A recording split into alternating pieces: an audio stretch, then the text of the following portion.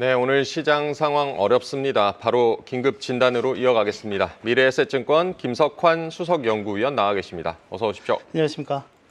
네, 위원님 오늘 코스피가 장 초반에 2,400선 아래로도 내려갔고요. 뉴욕 증시와는 완전히 디커플링이고 한국 증시가 이렇게 약한 이유부터 어떻게 보고 계십니까?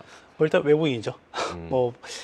오늘 뒤에서 쭉 말씀을 한번 드리긴 하겠지만 일단은 외국인의 순매도 압력이 국내 증시의 하방 위험을 더 높이고 있는 요인이다라고 볼 수가 있을 것 같고, 특히 그동안 이제 국내 증시에서 가장 큰 비중을 차지했던 반도체라든지 2차 전지 이런 섹터에 대한 외국인의 순매도가 좀 집중이 되고 있는 양상이다라고 볼 수가 있겠습니다. 준비한 화면을 먼저 보시는 게 훨씬 더 이해하시는데 편하지 않을까 생각이 되는데, 일단 주체별로 국내 증시의 수급 상황을 한번 살펴보시면 이게 분위기가 진짜 7월 초부터 이제 분위기가 좀 완전히 반전이 됐다라고 볼 수가 있을 것 같은데요. 지금 제가 이제 파란색 선으로 그어놓은 데가 7월 달이라고 보시면 될 것 같고, 그 시점에서 보시면 왼쪽에 있는 그림과 오른쪽에 있는 그림을 비교해 보시면 아시겠지만 국내 증시 전체 그리고 특히 반도체에 대한 외국인의 매도가 상당히 집중이 됐다라고 하는 거고, 역시 이제 삼성전자가 그 중심에 있는 상황이다라고 볼 수가 있겠습니다. 그리고 이제 그걸 좀 받쳐준 게 결론적으로는 개인이에요. 개인이 이제 어찌됐건 바닥에서 계속 받아주고 있는 모습을 좀 보이고 있기는 하지만은 지금 이제 7월 달부터 계속 이런 양상이었기 때문에, 그리고 이제 중간에 8월과 9월에 출렁이는 장세를 이제 저희가 또 지나온 시점에서 본다라고 하면 실제 지금 개인 투자자의 느끼는 약간의 이런 심리적인 부담도 어떻게 보면 좀 상당히 좀 크게 달해 있는 상황이다라고 볼 수가 있을 것 같고요. 일단 반도체 같은 경우에는 연초에 그러니까 7월까지만 보더라도 한 대략 17조 원 넘게 순매수했던 외국인들이 이제 어제 기준으로 보면 거의 4조 원 순매도로 전환했습니다. 그럼 이 말인즉슨 지난 한 3달 동안에 21조 원 가까이 매도했다라고 하는 거예요. 이게 전체적으로는 수급의 압박이 국내 증시를 억누르고 있는 가장 중요한 요인 중에 하나였다라고 볼 수 있겠습니다. 네, 외국인 7월 이후에 매도 추세, 그리고 반도체 매도가 집중돼 있다는 점까지 확인하고 오셨습니다. 지수가 어느덧 이제 8월 초 폭락 수준까지 근접을 했고요. 워낙 부진하다 보니까 어디가 저점인지가 지금 궁금해지는데, 우리 증시는 지금은 어디쯤에 와 있다고 보십니까? 저점을 예단하기는 쉽지는 않죠. 이제 다만 저희가 과거에 어떤 이제 통계적인 데이터를 보고 이제 거의 그 시점과 좀 비교를 해보아서 이제 유출을 해볼 수는 있을 것 같다라고 하는 건데, 결국에 이제 지금 시점에서는 밸류에이션에 대해서 얘기를 안 할 수가 없습니다. 이 밸류에이션이 과거에도 이제 제가 항상 판단할 수 있는 보조 지표였기 때문에 그렇다라고 하는 건데, 그럼 이제 가장 대표적인 그리고 이제 투자자들이 가장 많이 알고 있는 밸류에이션 지표 중에 하나가 이제 PBR이라고 하는 것과 PER이라고 하는 게 있죠. 이제 그래서 우리 증시에 대한 PBR 데이터를 한번 가져왔는데, 12개월 물론 선행 PBR 데이터이기도 합니다. 지금 보시면 어제자 기준으로 0.8배까지 내려왔습니다.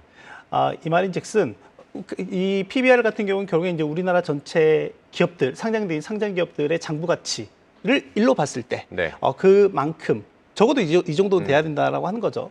근데 지금 이 0.8배라고 하는 거는 그 1 대비로 봤을 때도 20% 정도 평가 절하되어 있다라고 하는 거죠. 그러면 이 0.8배라고 하는 게 과거에는 어땠느냐라고 보면, 제가 이제 쭉 2003년 이후부터 쭉 선을 이제 그어놨는데, 항상 이 PBR이 0.8배에서 우리나라 증시가 대충 바닥을 잡고 턴어라운드 하기도 했었다라고 하는 거죠.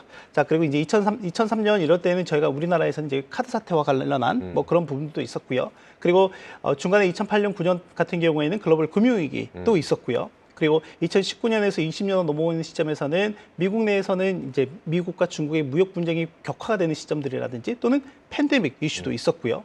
이런 시점들이 과거에 어떻게 보면 증시에 상당한 좀 하방 압력을 높게 줬었던 상황들이 PBR 0.8배와 같은 수준이다라고 하는 거죠.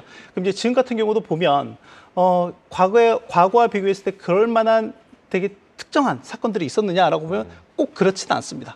그렇지 않은 상황이긴 하지만 전체적으로 우리의 펀더멘털에 뭔가 외국인들이 봤을 때 이상함을 느낀 거겠죠. 느꼈기 때문에 외국인들의 순매도가 집중되고 있다라고 하는 거고요. 그리고 또 하나는 PER 데이터를 한번 보시더라도 이제 우리나라가 글로벌 주요 증시 중에서 가장 최하위 수익률을 보이고 있다라고 하는 거는 이미 익히 다 아실 거니까 보시면은 지금 12개월 선행 PER 데이터 오른쪽 그림을 보시더라도 저기 지금 이제 평균으로부터 두 배의 표준 편차니까 상당히 좀 극한 값이라고 볼 수가 있습니다. 지금 거의 그 레벨까지 좀 내려와 있다라고 보시면 될 것 같고 중간중간에 한번 이렇게 출렁출렁 거렸던 적들이 앞서 말씀드렸던 뭐 팬데믹 당시라든지 또는 미국이 2022년에 금리를 아주 가파르게 인상을 하면서 글로벌 증시에 좀 충격이 있었던 그런 시점과 거의 유사한 수준까지 내려와 있는 상황이다라고 하는 거고요. 왼쪽 그림을 보시다시피 우리나라가 어떻게 보면 글로벌 전체에서 보면 가격 하락이 꽤 큰 폭으로 나타났다고 말씀드렸는데 그러다 보니까 가격적인 매력은 다른 여타의 신흥국이라든지 선진국이라든지 또는 글로벌 전체 평균으로 보더라도 꽤 가격적인 매력은 있는 구간까지도 와 있는 상황이다라고 하는 겁니다. 다만 이제 중요한 건 앞서 말씀드렸던 것처럼 그럼 왜 이렇게 외국인들이 순매도를 하고 있나라고 네. 하는 부분을 좀 저희가 집중해서 봐야 될 거잖아요. 그렇다라고 하면 여러 이슈들이 좀 있긴 하겠지만 결국에는 우리의 펀더멘털이 약화가 되고 있다라고 하는 부분을 외국인들이 지적을 하고 있다라고 하는 거죠. 그걸 가장 좀 잘 나타내어 줄 수 있는 게 뭐냐면 OECD 경기 선행 지수라고 보면 됩니다. 경기 선행 지수 같은 경우가 보면 지금 2020년 하반기부터 이제 바닥을 찍고 쭉 확장 국면에 있다가 이제 2달 전부터 이게 다시금 고점에서 피크 아웃 하려고 하는 모습들을 좀 보이고 있다라고 하는 거죠. 근데 이게 공교롭게도 어떤 부분들과 좀 같이 매칭이 좀 되고 있냐면 우리나라 수출입니다. 수출이 우리나라에서는 꽤 중요한 선행 지표 중에 하나이기도 하고 또 하나는 글로벌 투자자들도 꽤 중요하게 보는 데이터다라고 여러 차례 말씀을 좀 드렸던 것 같고요. 일단 이번 11월 1일부터 10일까지의 데이터만 좀 놓고 보면 전년 동기 대비로 보면 18% 정도 감소했거든요. 네. 자, 그런데 보시면 아시겠지만 작년 9월 이후에 처음으로 마이너스 증가율을 기록했다라고 하는 거죠. 그리고 또 하나는 저희가 빅2라고 하면 결국엔 중국과 미국에 향한 수출 비중일 텐데 이 수출 증가율 자체도 조금씩 둔화되고 있는 모습을 좀 보이고 있더라. 라고 하는 거죠. 그리고 제가 이제 뭐 월에 한 번씩 나와서 말씀드렸던 부분들이 바로 이런 건데 반도체나 2차 전지 이런 쪽들을 한번 살펴보시면 실제 반도체 같은 경우에는 작년 하반기부터 올 여름까지만 하더라도 전년 동월 대비 증가율로만 놓고 보면 상당히 높은 수준의 증가율을 기록했었다라고 네. 하는 거죠. 자, 그런데 중요한 게 여기 지금 3분기 오는 시점, 그러니까 정확하게는 7월 이후부터의 증가율이 점차 둔화되고 있는 모습들을 좀 보이고 있는 상황이다라고 하는 거고요. 올해 1월부터 10월까지의 월 평균 수출액을 가지고 올 연말까지 이런 추세가 지속이 된다라고 가정을 해봤을 때, 그러면 전년 동월 대비로 증가율이 얼마만큼 되느냐라고 보면 전체적으로 계속해서 좀 하방 압력이 꽤 높게 나타나고 있는 모습을 좀 보이고 있고 여기에 이제 대외적인 이슈들도 있죠. 뭐 트럼프 대통령이 재차 이제 당선이 되면서 트럼프 트레이드에 대한 기대도 있지만 우려가 분명히 좀 있다라고 하는 거고 네. 그 우려 속에서 우리나라 같은 경우가 약간 좀 취약한 모습이 있죠. 가장 대표적인 게 뭐 어떻게 보면 관세에 대한 이런 부분들이라든지 또는 바이든 행정부에서 했었던 뭐 칩 액트라든지 IRA, 뭐 네. 인플레이션 감축 법안 이런 쪽에서는 우리나라가 꽤 큰 수혜를 받을 수 있었던 그런 부분들이 있었는데 이제는 그 부분에 대한 가능성조차도 조금은 희미해지고 가고 있는 또는 낮아지고 있는 이런 부분들이 전체적으로 투자 심리에는 좀 부정적으로 영향을 미치고 있는 상황이다라고 볼 수가 있겠습니다. 네, 지금 우리 증시의 밸류가 글로벌 금융위기, 그 미중 무역 분쟁 수준까지 내려와 있다. 가격적인 매력이 있지만 펀더멘털이 워낙 약해져 있다는 점을 짚어주셨고요. 우리 그 펀더멘털 얘기하셨으니까 3분기 어닝 시즌 좀 부진했고 코스피 영업이익도 하향 조정되는 추세고 이 하향 조정 추세가 어쨌든 일단락돼야 증시가 좀 반등할 수 있다 이렇게 봐도 되겠는데 기업 이익 흐름은 어떻게 보고 계십니까? 이익 흐름이 앞서 잘 알고 계시는 것처럼 외국인들이 괜히 파는 건 아니거든요. 네. 그러니까 전체적인 펀더멘털이 약화가 되고 수출이 둔화가 되고 또 하나는 우리나라의 성장률 자체도 지금 2분기에는 역성장을 했었고 3분기에는 시장 예상치를 크게 하회하는 네. 이런 모습들이 있었고 또 하나 방금 보셨던 것처럼 경기 선행지수에 대한 이런 부분들도 꽤 낮은 모습도 좀 보이고 있죠. 그리고 또 하나는 지금 국내 국책기관들이나 다른 기관들뿐만이 아니라 국외에 있는 여러 가지 기관들에서도 추정하는 우리나라의 내년 성장률 전망치를 보더라도 그렇게 우호적이지 않은 상황이다라고 하는 거죠. 뭐 전체적으로 그러니까 대내외 악재들이 좀 쌓여 있는 상황이다라고 볼 수가 있을 것 같고요. 이러다 보니 기업들의 환경도 썩 좋지 않은 모습들을 나타내고 있다라고 하는 거죠. 그래서 준비한 화면 중에 하나가 뭐냐면 일단 올해 기업들의 영업이익 추정치입니다. 지금 보면은 반도체와 반도체 외로 좀 나눠서 놓고 봤거든요. 지금 보면 반도체 같은 경우가 이제 주황색인데 최근 이제 이 꺾이기 시작한 시점이 9월 초부터입니다. 9월 초부터인데 9월 초부터 현재까지 꺾인 폭 자체가 대략 13% 정도 이 영업이익 추정치가 하향 조정이 됐다라고 하는 거죠.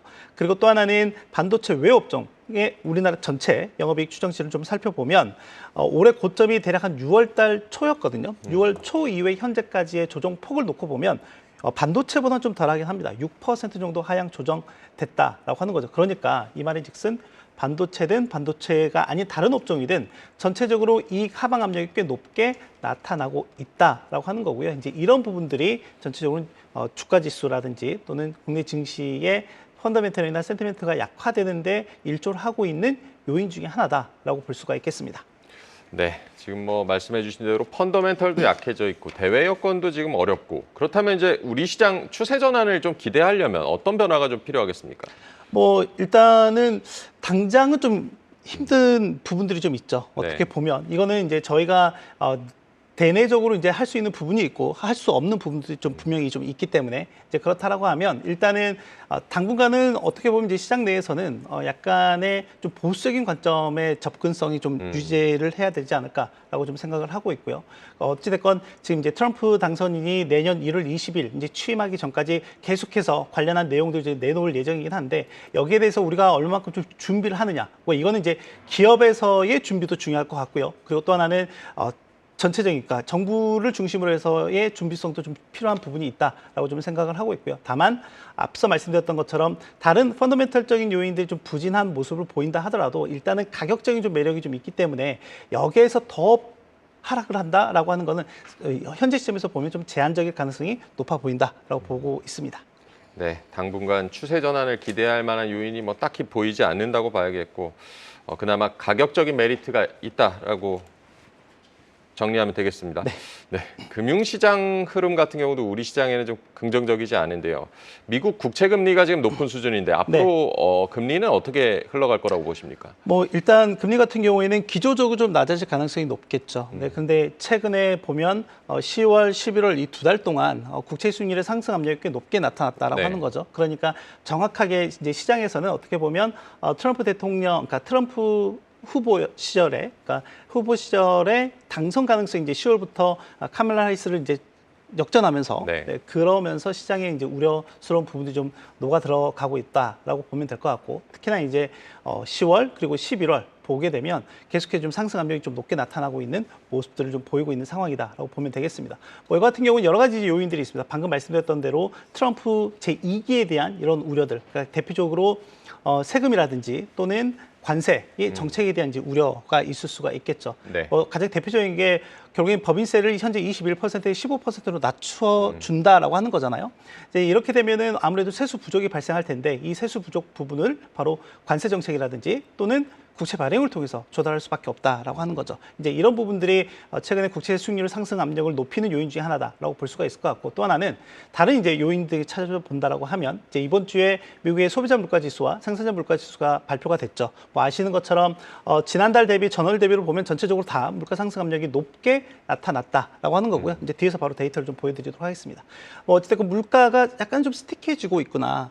그래서 이제 오늘 이제 간밤에도 보면 이제 미국 증시에서 파월 의장이 나와서 얘기했던 요인 중에 하나가 뭐냐면 지금 현재 경제 상황이 우리가 금리를 아주 가파르게 빠르게 내리지 않아도 될 상황이다. 뭐 이런 얘기를 하니까 장 초반에 떴다가 이제 하락했던 수익률이 다시금 또 올라가는 이런 모습을 좀 보였다라고 하는 거죠. 그런데 이제 지금 한번 흐름들을 살펴보시면 아시겠지만 작년 10월경에 미국 국채 10년물이 5%를 갔었고요. 그리고 올해 4월에 4.7%였고 지금 현 시점에서 시장이 상당히 크리티컬하게 보는 자리가 4.5% 정도입니다. 그런데 이제 한번 추세적으로 보면 기술적으로 하락 추세의 상단 부분이기도 합니다. 근데 만약에 이제 여기서 더 올라가게 된다라고 하면 실제 연준 입장에서는 금리 인하를 해야 할 명분이 많이 없어지기도 하는 거죠. 왜냐하면 지금 금리가 4.5에서 4.75%인데 지금 이 10년물 국채 금리가 거의 지금 기준금리에 같이 붙어 있는 상황이기 때문에 연준이 여기서 약간 좀 딜레마에 빠질 가능성이 높다라고 하는 거고 그래서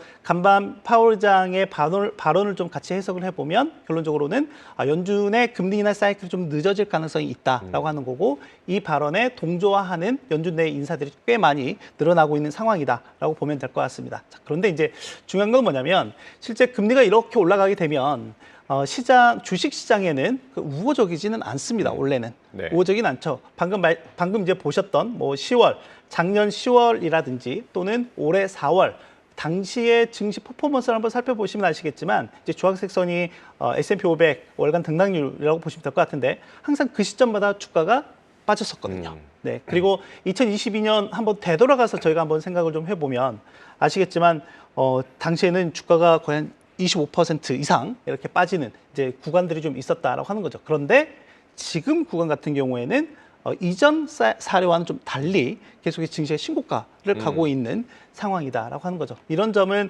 과거 패턴과 좀 다른 부분이 있기는 하다. 그런데 제가 그냥 직관적으로 놓고 보면 5%의 채권 수익률과 우리 증시 투자를 통해서 5%의 수익률을 낼 수 있다라고 했을 때 어느 정도의 리스크, 그러니까 투자자들이 어느 정도의 리스크를 감내할 수 있느냐라고 본다라고 하면 당연히 주식보다 채권 쪽이 훨씬 더 리스크를 감내하기가 쉽다라고 하는 거죠.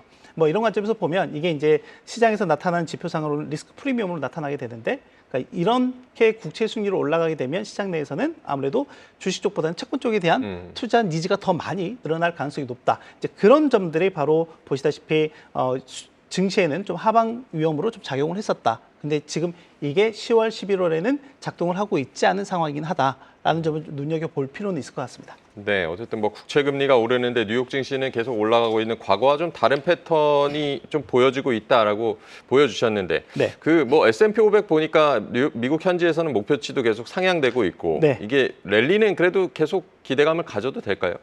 뭐 일단 뭐 당장에 꺾일 만한 이제 요소는 없기는 하지만 이제 저희가 흔히 시장에서 그레이 스완이라고 하는 것들이 있습니다. 네. 뭐 지금 앞서 말씀드렸던 것처럼 국채 수익률이 계속해서 이렇게 올라가고 있는 부분들이라고 하든지 이거는 당장은 아니겠지만 어느 특정 임계치에 가게 되면 그게 반대급부로 작용할 가능성이 있다라고 하는 거죠. 앞서 이제 보셨던 것처럼. 그리고 이제 방금 말씀드린 요인 중에 리스크 프리미엄이라고 하는 걸 말씀을 네. 드렸었잖아요. 그 리스크 프리미엄 데이터를 한번 살펴보시면 2002년 6월 이후에 가장 낮은 수준까지 내려와 있습니다.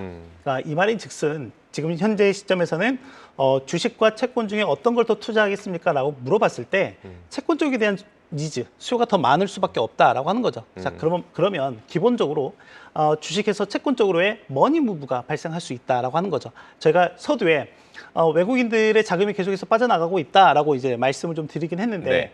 그 말인즉슨 뭐 매력적이지 않은 곳에서 매력적인 곳으로 옮겨간다라는 걸로 제가 이해를 할 수 있겠잖아요. 그럼 실제 시장에서는 이 매력적이지 않은 거는 당연히 수익률일 거고요. 이제 수익률이 낮은 데서 높은 곳으로 옮겨가게 된다라고 하는 거고, 실제 이 데이터만 이제 놓고 본다라고 하면 주식시장에서 연간 수익률 5% 이상 거두는 게 쉽지 않거든요. 네, 정말 쉽지 않은데 이 채권 시장에서는 어찌됐건 디폴트가 나지만 않는다라고 하면 그게 이제 미국채니까요. 네. 5%의 캐시를 계속해서 연 이자로 이제 준다라고 하는 거죠. 그래서 버크셔 해서웨이 워렌 버핏 같은 경우에도 포트폴리오의 대부분을 현재 시점에서는 2천억 달러 이상 5%의 단기 국채에 투자를 하고 있다라고 하는 거죠. 그래서 그런 점들을 저희가 좀 눈여겨봐야 될 것 같고, 만약에 이제 이 리스크 프리미엄이, 그러니까 국채 수익률이 계속해서 올라가서 이 리스크 프리미엄이 계속해서 좀 낮아지는 이런 모습을 좀 보이게 된다라고 하면 방금 말씀드린 그 머니 무브의 현상이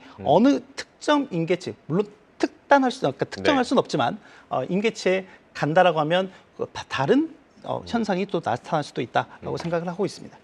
네, 지금 뭐 시장 상황 언제든 뭐 주식에서 채권으로 자금이 옮겨가도 이상하지 않은 상황이라고 좀 정리해 볼 수 있겠습니다.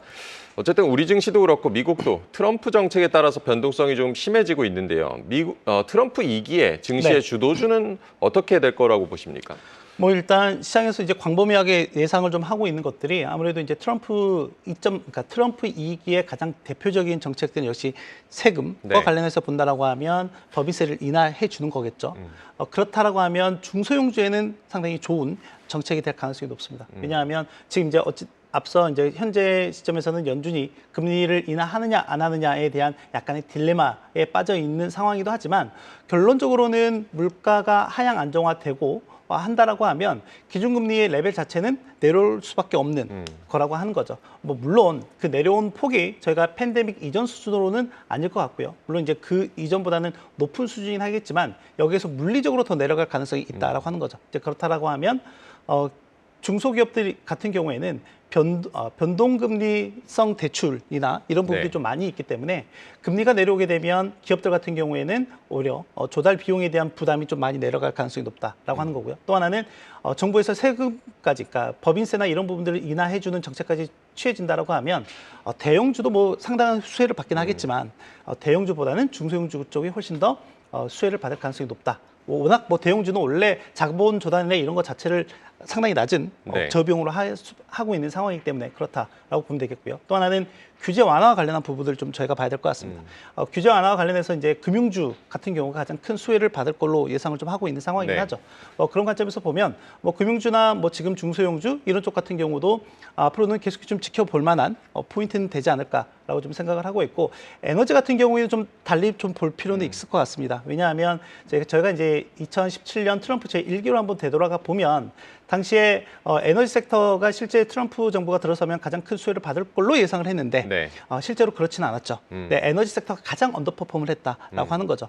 뭐 지금 미국 같은 경우에는 사우디 이상으로 상당히 많은 원유 생산량을 기록을 하고 있고요. 세계에서 가장 많이 원유를 생산하고 있는 국가이기도 합니다. 근데 여기서 규제를 더 완화해서 더 많은 원유를 뽑아내겠다라고 하는 거는 결론적으로 유가 하방 압력을 높이는 요인이라고 보시면 될 것 같거든요. 이제 그렇다라고 하면 에너지 섹터에는 기본적으로 가격 하락 요인이 크게 작용을 하기 때문에 에너지 섹터는 그렇게 큰 수혜를 받지 못할 가능성이 있다라고 좀 보면 되지 않을까라고 좀 생각을 하고 있고, 최근에 그 트럼프 당선인이 이제 당선을 확정을 짓고 최근 한 4, 5거래일 동안의 주가 퍼포먼스가 상당히 견고한 모습들을 좀 보였거든요. 네. 그때 두드러지게 상승세를 보였던 섹터를 준비해서 가져왔는데 한번 좀 살펴보시면 일단 방금 말씀드린 대로 러셀 2000 지수가 상당히 강한 퍼포먼스를 좀 보였습니다. 가장 이제 왼쪽에 각 지수별 움직임이고요. 그리고 이제 두 번째에 있는 게 대체 자산 쪽에서는 보면 암호화폐가 상당히 좋은 퍼포먼스를 네. 보였죠. 네, 뭐 지금 보시다시피 이더리움이라든지 비트코인 같은 경우가 거의 비트코인은 28% 가까이 올랐고요. 이더리움은 거의 38% 가까이 올랐다라고 하는 거죠. 그리고 섹터별로 좀 보면 커뮤니케이션이나 헬스케어나 산업재 이런 쪽이 상당히 강한, 결국에는 이제 뭐 산업재 같은 경우에는 방산이라든지 또는 기계 이런 쪽이 들어가게 되는 거겠죠. 이런 쪽이 상당히 강한 모습들을 좀 보였다라고 보면 될 것 같고, 또 하나 여기에는 이제 포함이 되어 있지 않지만 테슬라 같은 경우가 가장 큰 수혜를 또 받기도 했었죠. 아무래도 트럼프가 대통령으로 당선되는 데 있어서 가장 전폭적인 지지를 해줬던 인플루언서라든지 또는 월가에서 가장 유명한 CEO가 바로 일론 머스크였기 때문에 네. 네, 테슬라 같은 경우에도 2022년 이후에 다시금 시가총액 1조 달러를 좀 회복하는 이런 모습이 나타났었다라고 볼 수 있겠습니다. 네, 트럼프 2기에는 중소형주 그리고 뭐 금융주 쪽이 수혜를 받을 수 있고 에너지 섹터는 또 의외로 주의할 필요가 있다라고도 짚어주셨습니다. 최근 그 뭐 미국 물가지표나 고용지표 보면 아까 말씀은 해주셨지만 여전히 미국 경제가 좀 견조한 수준이고요. 파월 의장도 금리 인하 서두를 필요가 없다라고 전해주셨고, 앞으로 연준의 금리 인하 경로는 어떻게 되겠습니까? 일단 현 시점에서 보면 금리에 대한 그러니까 금리 인하에 대한 기대치가 좀 많이 낮아져 있는 건 맞습니다. 네. 뭐 아무래도 일단 지금 이제 내년 1월 20일 날 새롭게 이제 트럼프 행정부가 들어서게 될 거고요. 네. 뭐 물론 이제 그 전에 인수위가 계속해서 관련한 정책들이나 이런 것들 내놓고 있고, 특히 간밤에는 어찌됐건 지금 인플레이션 감축 법안에서 전기차 한 대당 네. 팔면 7,500달러의 세액 공제를 해주는 부분을 어찌됐건 우리는 폐지하겠다라고 이제 내놓은 상황이긴 하죠. 이제 이게 국내 2차 전지 섹터에는 상당히 큰 부담이 될 수밖에 없는 상황이고요. 네. 특히 이제 2차 전지가 좀 많이 포진되어 있는 코스닥 쪽의 하방 압력이 더 높게 나타나고 있는 이유 중에 하나이기도 하다라고 볼 수가 있겠죠. 뭐 이런 관점에서 보면 전체적으로 이제 물가에 대한 우려가 지속되고 있는 상황이다라고 볼 수가 있을 것 같고요. 준비한 화면을 통해서 한번 보실 수 있듯이 지금 계속해서 디스인플레가 좀 광범위하게 나타났던 부분들이 이제 소비자 물가나 생산자 물가가 다시 좀 완만하게 올라가는 모습을 좀 보이고 있는 상황이죠. 네. 다만 이제 파월 의장 같은 경우에는 뭐 연말까지 인플레가 좀 상승하는 모습을 보이더라도 궁극적으로는 계속해서 인플레가 낮아질 걸로 기대하고 있다. 그래서 우리가 당장 정책의 큰 방향을 변화하지는 않을 것이다라고 코멘트하기도 했습니다. 자, 그리고 이제 우측에 있는 그래프는 뭐냐면 매달 초에 미국 공급관리자협회 즉 ISM에서 나오는 제조업과 서비스업 PMI 데이터 중에 물가 관련한 데이터입니다. 뭐 보시면 알겠지만 서비스업 물가는 상당히 경직적인 모습, 높은 수준에서 경직적인 모습을 보이고 있는 상황이고요. 네. 제조업 물가 같은 경우에는 이번 달 들어서 다시 큰 폭으로 좀 반등하는 모습이 좀 나타났다라고 하는 거죠. 그래서 물가에 대한 압력이 좀 여전히 높은 상황이다라고 보면 될 것 같고 방금 이제 말씀 주신 대로 연준이 그러면 앞으로 금리를 얼마만큼 내릴 수 있겠느냐? 그래서 지난 9월에 빅컷을 단행했던 FOMC 시점과 그리고 현재 시점에서 한번 비교를 해보면 이제 내년 연말까지 기준입니다. 내년 연말까지 보면 지난 9월 SEP를 통해서도 연준 같은 경우에는 내년 연말에 3.4%의 기준금리를 생각을 하고 있는 상황이죠. 그런데 그래서 이제 그것과 좀 비교해 본다라고 하면 시장은 지난 9월에는 대략 한 194bp 정도 인하할 걸로 예상을 했었죠. 그런데 현재 시점에서는 보시다시피 이 기울기 자체가 누웠습니다. 거의. 네, 70bp니까 그럼 내년 연말까지 70bp면 한 두세 번 정도 인하밖에 예상을 안 하고 있다라고 하는 거죠. 이제 이 점을 좀 눈여겨볼 필요는 있을 것 같고 이만희즉슨 고금리가 장기화될 가능성이 높아졌다는 거죠. 고금리가 장기화된다. 연준 입에서 하이어 포 롱고가 나올 때마다 시장이 출렁출렁 거렸었거든요. 그런데 지금 시장은 거기에 대해서 작동하지 않는 모습을 좀 보이고 있다라고 하는 거죠. 이거는 앞서 말씀드렸던 것처럼 국채 수익률이 계속해서 올라가는 시점에서는 증시에는 출렁거리는 요소들이 발생했었다라고 하는 거죠. 그런데 지금 10월과 11월은 패스하고 있는 상황이긴 한데 이게 어느 시점에서 어떻게 나타날지 모른다. 그래서 그렇기 때문에 여기에 대한 부분은 투자자들이 좀 준비하고 있을 필요는 있다라고 생각을 합니다. 네. 고금리가 장기화될 수 있다라고 짚어주셨습니다. 트럼프 당선 이후에 킹달러 얘기도 다시 나오고요. 원화가 또 유독 약세를 보이면서 환율 1,400원대까지 굳어지고 있는데 네. 환율 전망은 어떻게 보십니까? 간밤에 재무부가 저희는 뭐 한 것도 없는데 네. 다시금 그 달러 그 환율 관찰국으로 네. 지정을 했더라고요. 이제 가장 큰 이유 중에 하나가 이제 경상수지 흑자 때문에 그런데 이번에 경상수지 흑자가 나면 실제 수출을 잘해서 돈을 잘 벌고 있다는 거기 때문에 우리나라 워낙 강세 요인이기도 합니다. 네. 그런데 이게 지금 오히려 역으로 환율 관찰국 지정으로 되는 요인으로 좀 작용을 하고 있죠.